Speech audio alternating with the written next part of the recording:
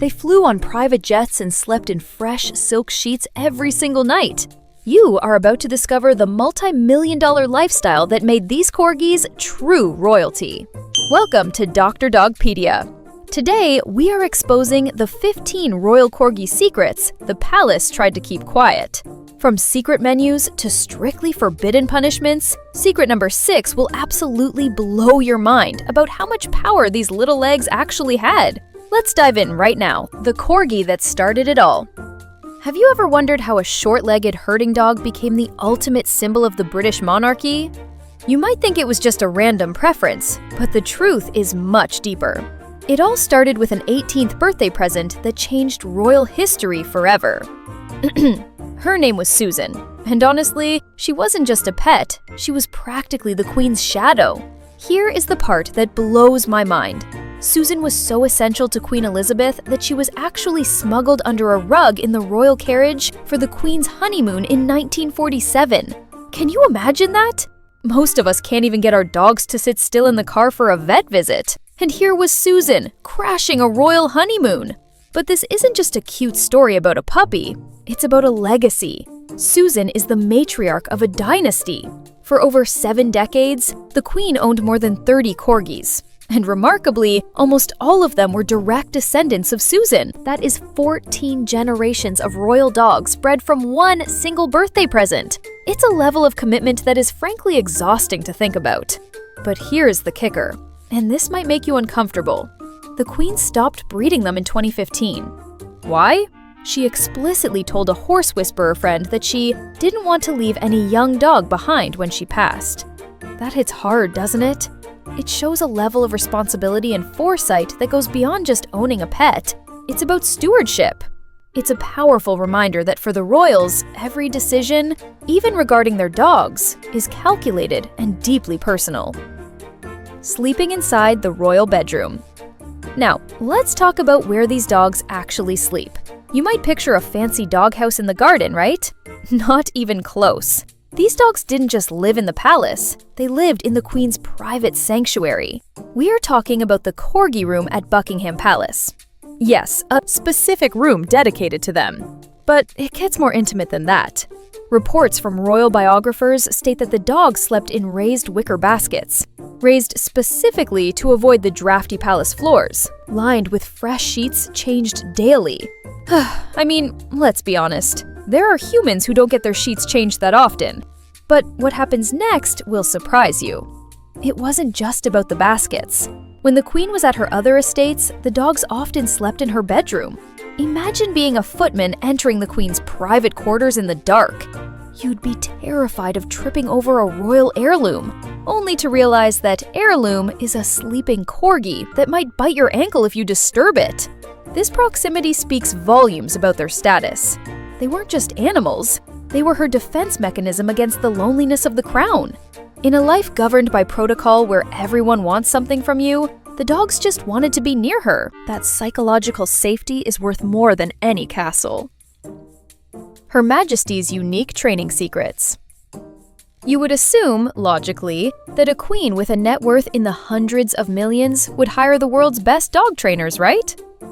Wrong. This is where the story gets really interesting. The Queen trained them herself. This is a massive trust signal regarding her character. According to royal insiders, she insisted on feeding and walking them personally whenever her schedule allowed. It wasn't just a hobby, it was a way to maintain dominance and a bond. She used a specific whistle approach and hand signals that baffled even the professional gamekeepers at Windsor. But here is the "this is the part they don't tell you" moment. The dogs were not perfectly trained robots. Far from it. They were known to be a bit unruly. And honestly, I think she liked it that way.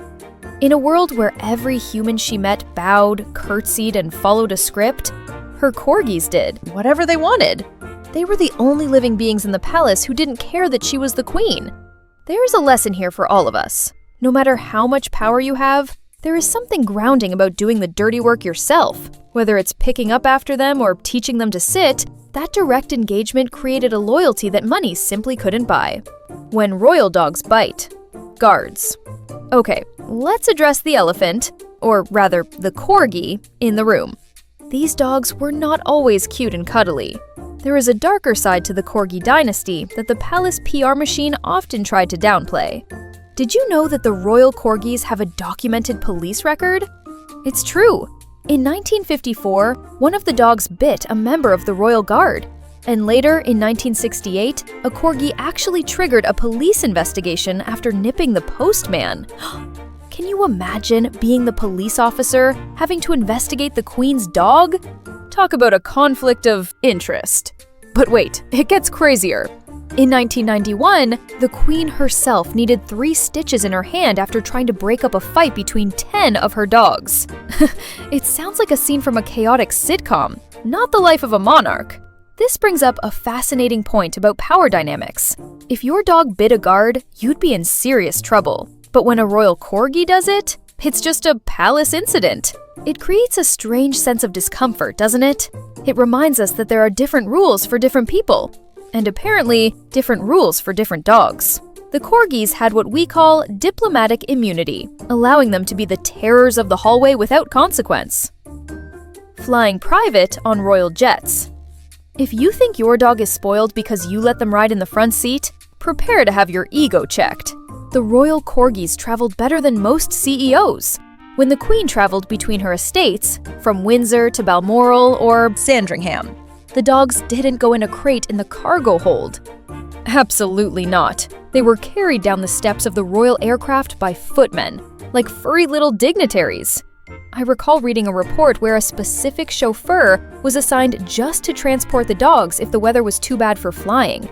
We are talking about a private car service for dogs. This level of luxury isn't just about money. It's about the integration of the pets into the lifestyle. They were treated as family members, not cargo. But here is the secret detail that most people miss. The staff had to be trained on how to carry them. There is a specific way to lift a Corgi to support their long backs, preventing spinal issues. One wrong lift by a new staff member could result in a royal reprimand. It shows that the luxury came with a high strictness of care. It wasn't just pampering, it was preservation of the royal assets. Gourmet menus by 5-star chefs. Now, let's get to the focus of our data, the menu. This is where the reality of royal life truly hits you. Forget dry kibble, forget canned food from the supermarket. These dogs ate better than most of us do on a Sunday. According to former royal chef Darren McGrady, who is a verified and trusted source on palace life, the dogs had their own menu. Fresh rabbit, chuck steak, poached chicken, liver, rice and cabbage. And this wasn't just thrown in a bowl. The meat had to be cut into extremely specific tiny dice. Why? Because the Queen didn't want any bones to cause choking. Imagine a 5-star chef who has cooked for presidents and kings standing there carefully dicing rabbit meat for a dog. It's almost absurd, isn't it? But here is the ritual that cements the bond. The Queen often poured the gravy herself. The chefs would prepare the food, bring it up on silver platters, yes, silver platters, and the Queen would do the final mix. It's a moment of service, from a woman who was served by others her entire life.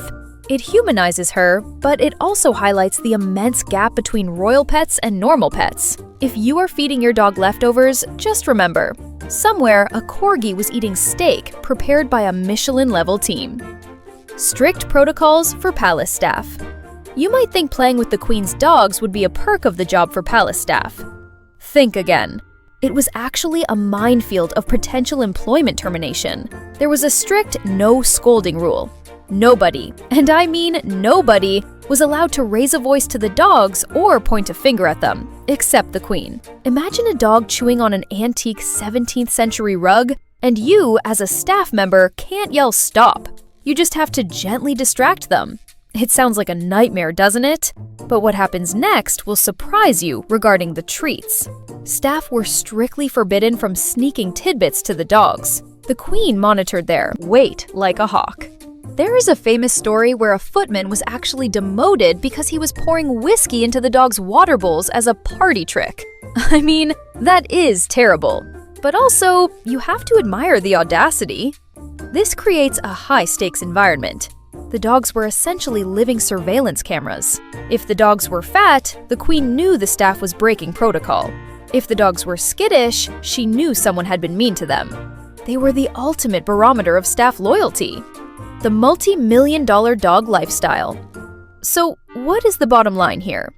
When you add up the private jets, the gourmet food, the veterinary care, and the dedicated staffing, the net worth of the lifestyle these dogs lived is in the millions. But looking at the numbers misses the point. The real value wasn't the money spent, it was what the dogs represented. They were the one constant in a century of massive change. Prime ministers came and went. Empires fell. Technology changed the world. But the Corgis remained. They were a living brand for the monarchy. You saw a Corgi, you thought of the queen. That kind of branding is priceless. It made the monarchy feel approachable, warm, and consistent. So the next time you look at your own dog sleeping on the couch, don't feel bad that they aren't eating rabbit off a silver platter. Feel good that you don't have to worry about them biting a police officer or causing a diplomatic incident. If you found these royal secrets fascinating, you will not believe what we have uncovered about the Queen's horses in our next video. Make sure to hit that like button if you learned something new, and tell me in the comments, would you cook a 5-star meal for your dog if you had the money? Let's keep the conversation going. So remember, applying just one insight from today's video on Royal Corgi secrets could make a real difference in understanding your own pet's worth. If you enjoyed these palace secrets, smash that like button and share this with a dog lover. What royal animal should we investigate next? Let me know below. See you in the next episode of Dr. DogPedia.